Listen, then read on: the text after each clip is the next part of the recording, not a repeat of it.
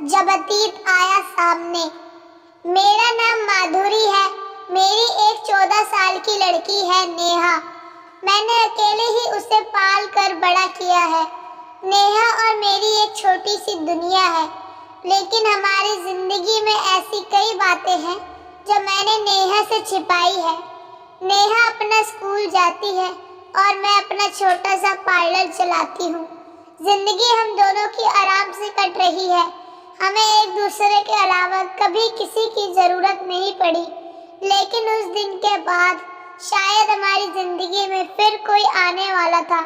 मैं पार्लर का सामान लाने के लिए शहर गई थी।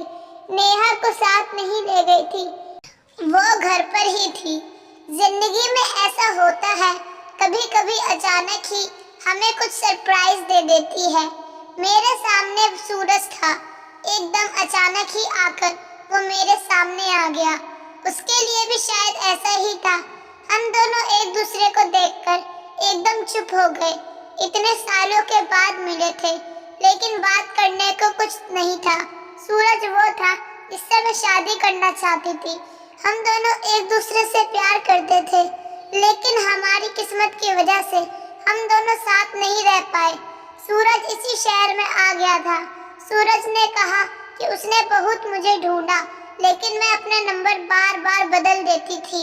इस कारण उसकी मुझसे बात या मिलना नहीं हो पाया था। सूरज आज भी मुझसे प्यार करता है, उसकी आंखों में मुझे दिखाई दे रहा था।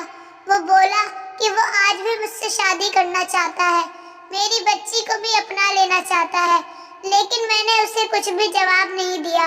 मैं जाने लगी तो वो मुझसे बहुत बोला कि मैं अपना नंबर उसे दे दूं, और मैं इस बात के लिए उसे मना नहीं कर पाई।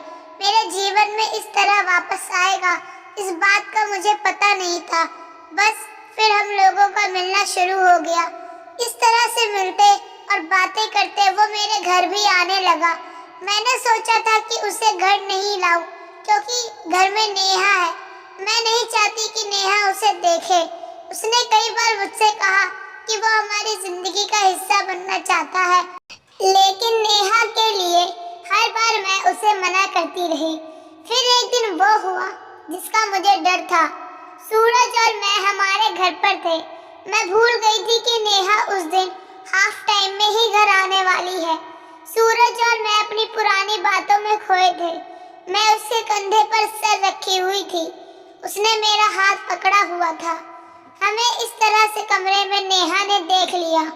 वो मम्मी कहती अंदर आई थी और एकदम से चुप हो गई। उसका चेहरा ही बदल गया। सूरज वहां से चला गया। मुझे पता था कि अब नेहा क्या सोच रही है। हमेशा खुश और मस्ती करने वाली मेरी बेटी आज चुप थी। मेरी हिम्मत भी नहीं हो रही थी कि उसको जाकर समझाऊं, उसे वो सब बताऊं जो आज तक मैंने उसे नहीं बताया है।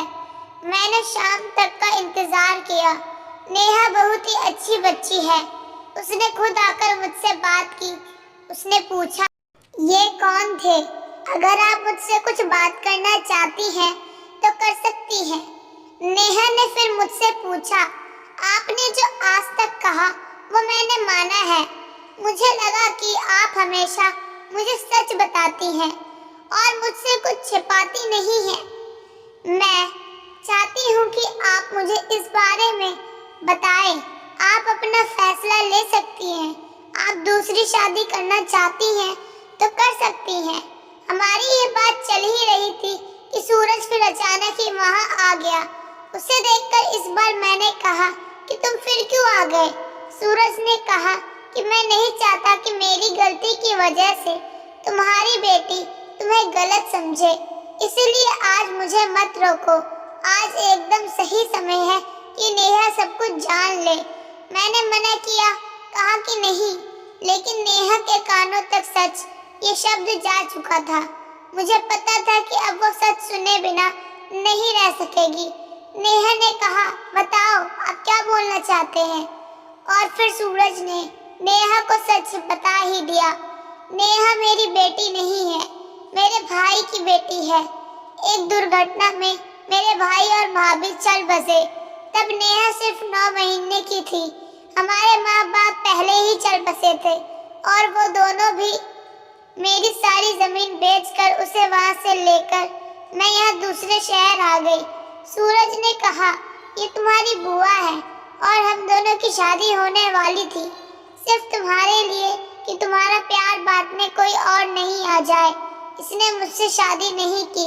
मैंने बहुत समझाया, लेकिन इसे तुम्हारे अलावा और कुछ नहीं दिखाई दे रहा था। बहुत सालों बाद मिले तो हम एक दूसरे से बात करे बिना नहीं रह पाए। मैं इसे आज भी कह रहा हूँ, लेकिन अभी भी मना करती है।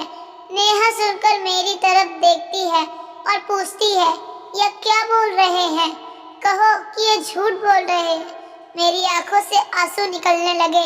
मैंने कहा कि बेटी, भले ही तू मेरी जान है, लेकिन तूने मेरी कोख से जन्म नहीं लिया। मैं चाहती हूँ कि तुझे यह बात बता दूं, लेकिन इस तरह से आज बताना पड़ेगा, मैंने सोचा नहीं था। नेहा ये सुनकर मेरी तरफ दौड़ कर आई, मुझसे लिपट गई, रोते हुए बोलने लगी, क्या बोलूं बुआ, माँ या भगवान, मैंने कहा तू मेरी बेटी है और मैं तेरी माँ, बस यही सच है और यही रहेगा। और अब शादी की होगी तो तेरी, वो भी बड़ी धूमधाम से, जब तू चाहेगी। मेरे फैसले को सूरज ने भी माना। आखिर मैं अकेली नहीं थी जो बिना शादी उम्र निकाल रही थी, उसने भी ऐसा ही किया था। नेहा ने फिर कई बार कहा कि आप लोग शादी कर लो, लेकिन मैंने कहा अब तूने हमें मान लिया और जान लिया, बस हमारी तपस्या सफल, और कुछ हमें नहीं चाहिए। दोस्तों, ये कहानी आपको कैसी लगी? अगर अच्छी लगी हो तो कृपया लाइक और सब्सक्राइब करना ना भूलें।